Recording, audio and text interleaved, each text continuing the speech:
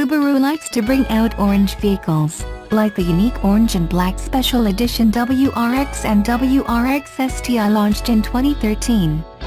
But their core models like the Crosstrek is the only other model to get the bright orange pumpkin color. The 2015 Subaru Crosstrek was the last model to the tangerine orange pearl exterior color. Even though it sold more than crystal black silica Crosstreks, it was dropped in 2016. Well, it's back for the new generation 2018 Subaru Crosstrek.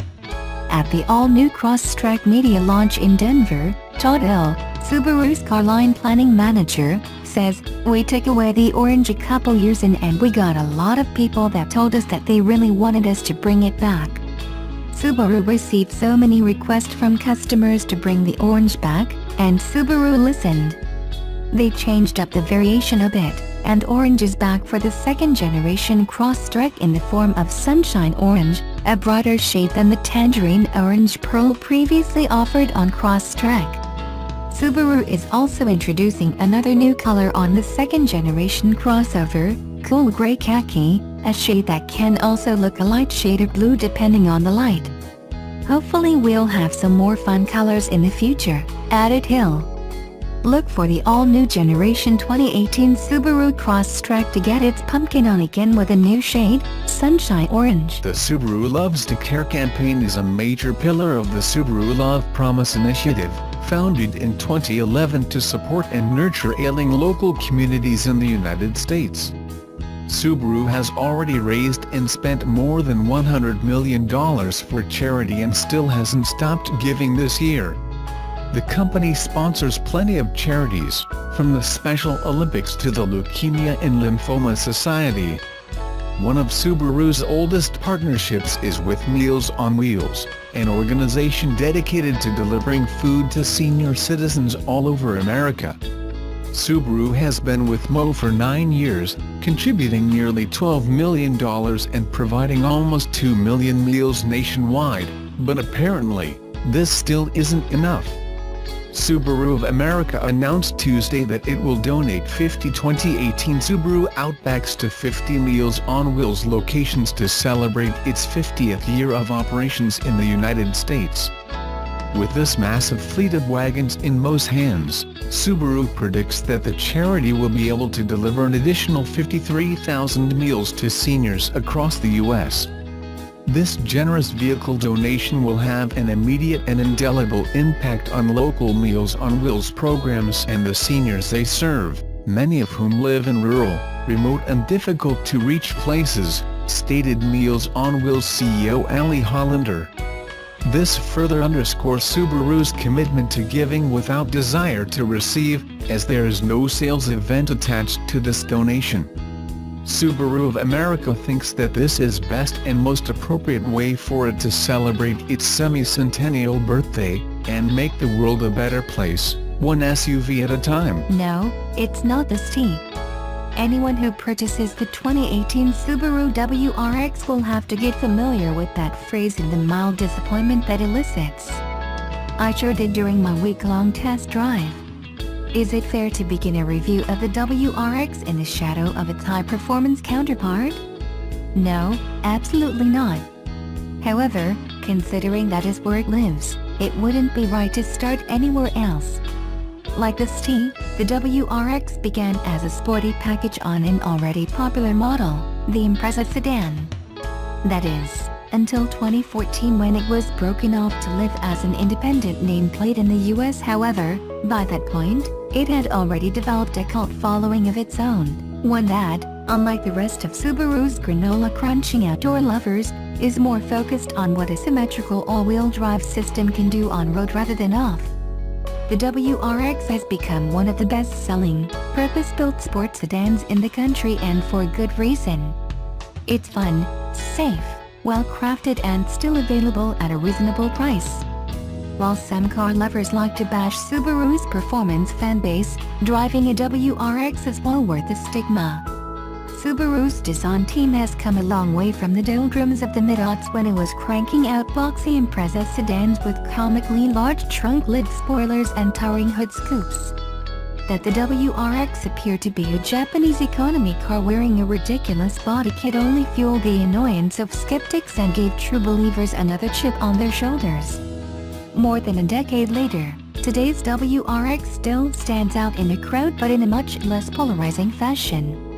The hood is powerfully unsmooth and features a less prominent, though still gaping, opening that sucks cooling air into the boxer engine below. An angular front lip juts out to further solidify its sporty appearance while indentations along both sides and deep-set headlights give it a sort of gaunt look. Inside, my WRX Premium Test vehicle nailed the raw checker aesthetic thanks to a $2,050 performance package, which brought Recaro seats with black suede insets flanked by side bolsters clad in red and black leather. Also feeding into the illusion were the steering wheel, with its flat bottom, thumb grips and red, contrast stitching, and the Swiss cheese-like aluminum alloy pedal covers. A boost gauge above the infotainment screen served no practical purpose for me, but it certainly matched the motif. There's nothing glamorous about the WRX's design, but there's also nothing cheap. Everything feels purposeful and thought out, creating an overall package that conveys a simple message: this is a car for drivers. When I was a kid, my parents found this high-back love seat at a garage sale, had it reupholstered and put it on display in our living room. I say on display because they refused to let this wood trim diamond in the rough be destroyed by the lounging bodies of their 3 growing boys. This was a piece for impressing company, so it was sat upon correctly or not at all. It was just as well because it was only comfortable when paired with perfect posture. Inside the WRX, the Recaro front seats were more enjoyable to sit on than my parents' love seat, yet they too were not conducive for sprawling about or reclining. Like most raw checker-inspired chairs, Subaru built these not for comfort but for speed. If you like being propped up for an optimal view of the road and positioned to make quick adjustments, you'll enjoy this cockpit and the ergonomic support the driver's seat applies to your spine. However, if you prefer to pull the seat back and slouch while you drive, you might want to explore other options. Rear passengers get treated to ultra-soft upholstery as well, and, as far as sporty sedans go, few offer a more spacious back seat than the WRX. At one point during my time with WRX, I had 2 adult passengers on the back bench, both women of above average height, and they reported plenty of legroom and no discomfort during the hour they were back there. Subaru has pretty much done away with buttons in the WRX's center stack, opting, instead, to bake most things into the 7-inch touchscreen or into the touch-sensitive casing around it. Thankfully, it has kept knobs to control both volume and station tuning, functions that have yet to be properly translated into a digital interface. I wish the tuning knob and seat buttons weren't so far away from the driver's seat. I understand the need for symmetry, and sure, I could flip channels using the steering wheel controls, but sometimes I prefer surfing the old-fashioned way. If you do too, you might find the layout a bit frustrating as well.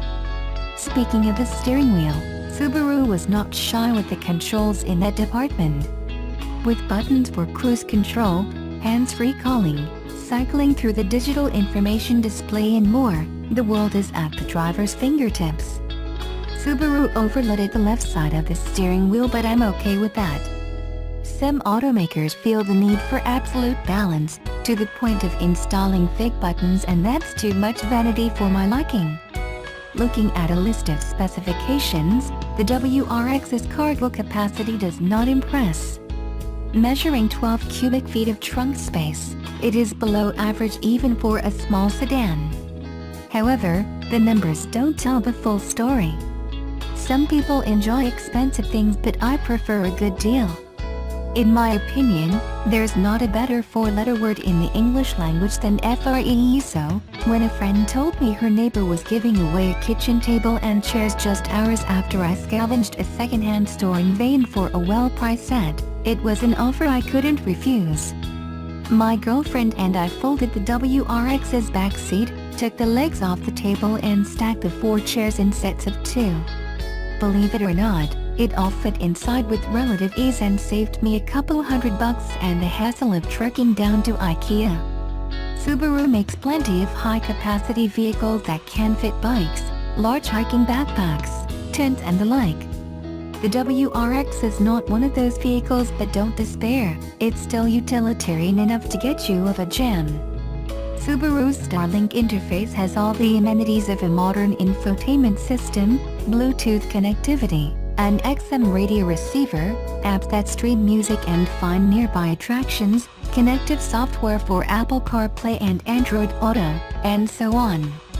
A voice-activated navigation system is available in the WRX Limited, but other apps can be used to display on-screen directions in lower trim packages. You just have to punch the address in manually.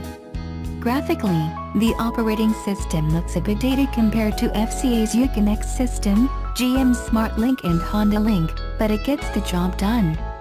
Two safety-oriented technology packages are available for the WRX. Safety Plus, which is free for the first year and $99 annually after that, includes automatic crash notifications, SOS calling, roadside assistance and vehicle diagnostic services. It's, essentially, a Subaru-specific version of OnStar. The Safety Plus and Security Plus package costs $49 for the first year and $149 after that. It includes a stolen vehicle recovery feature, remote locking and other protectionist functions. Owners who subscribe to these services can access them through the My Subaru app as well as the Subaru Starlink app, both of which are available on the Apple App Store and Google Play.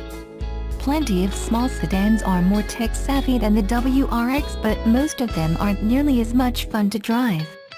Enthusiasts will be glad Subaru focused more time and money on improving performance than making a cutesy infotainment display.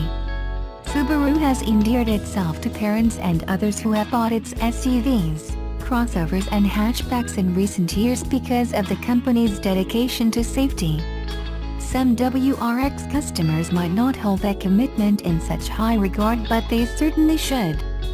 For the past 3 years, since it broke away from the Impreza, the WRX has earned a Top Safety Pick designation from the Insurance Institute for Highway Safety. In 2016, it was named a Top Safety Pick Plus, the highest recognition the independent watchdog organization can bestow, and it seemed the only reason it didn't repeat on that front was because of a moderate rating on the headlight examination, which has been something of a sticking point for the IIHS during its latest round of testing. In addition to building strong, protective frames for its cars, Subaru also has developed a formidable suite of advanced driver assistance technologies. The EyeSight package includes adaptive cruise control, automatic braking and lane departure warnings, but they are all exclusive to the limited trim level and add $2,600 to its $31,000 base price. I'm not a fan of Subaru's stinginess when it comes to driver assistance features, but I'm willing to forgive it. Also, it's worth noting that the National Highway Traffic Safety Administration, the government's in-house safety regulator, has never tested the WRX individually. But, considering the Impreza has earned a 5-star overall rating every year since 2013, I feel recommending the WRX anyway. Subaru is to 4-cylinder engines what Jeff Gagliardi is to the HLA Sketch, an artist making masterpieces in malign medium. While other automakers toil away with straight, vertical alignments, Subaru splits its cylinders into the horizontal configuration that we know as the boxer engine, allowing for direct power delivery to all 4 wheels to create Subaru's symmetrical all-wheel drive system. The 2.0-liter engine inside the WRX makes 268 horsepower, but it feels like substantially more than that because that output is direct, unfettered and boosted by a twin-scrolling turbocharger. Subaru's all-wheel drive system also does wonders for traction, hugging the road and staying composed, even when driving over puddles, of which I hit a few during my rainy week with the WRX. In that sense, it helps performance and safety, Subaru's 2 sweet spots. My test vehicle was equipped with a 6-speed manual transmission, which I highly recommend. The shifter is tall and slides nicely from gear to gear. The alternative is Subaru's Lineartronic continuously variable transmission, which I do not have personal experience with. It offers paddle shifters and simulated 6 and 8-speed settings, but so far I have yet to encounter a CVT that's as rewarding as the real thing, and it'd be a shame not to experience the power of the Boxer engine firsthand. Fuel economy was the WRX's Achilles heel during my test drive, as I averaged just 22 mpg, slightly better than its alleged city average of 21 mpg. I'll take some of the heat for being a little aggressive on the accelerator, but the EPA rates the WRX at 27 mpg on the highway, so there's clearly a disconnect between projections and reality. Absent a track to roll my lone WRX onto, I took to the next best thing at my disposal, the vacant but well-maintained state park roads in New York's lower Hudson River Valley.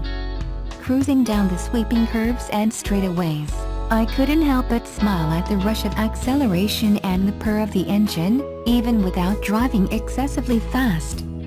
A stiff, low-slung suspension keeps the WRX close to the ground, which is great for cutting drag and maintaining traction, but things can get a little jolty when pavement is coarse or cracked. I'd recommend swerving potholes whenever possible, but, for the most part, the ride inspires confidence and made me feel happier for having driven. When it comes to sports cars, few sell better than the Subaru WRX, and it's easy to see why. It's a bona fide performance vehicle with amenities and a sticker price fit for everyday use. My test vehicle, in premium trim with a performance package add-on, rings up at $32,205 after an $860 destination fee. If I wanted to really live up to the Subaru stereotype, I could have a kicker subwoofer thrown in the trunk for an extra $500 I still wouldn't be breaking. However, there is one significant knock on WRX, and that's in the service department. Subaru makes all of its cars overseas, so they are typically costlier to service and parts are more expensive to replace.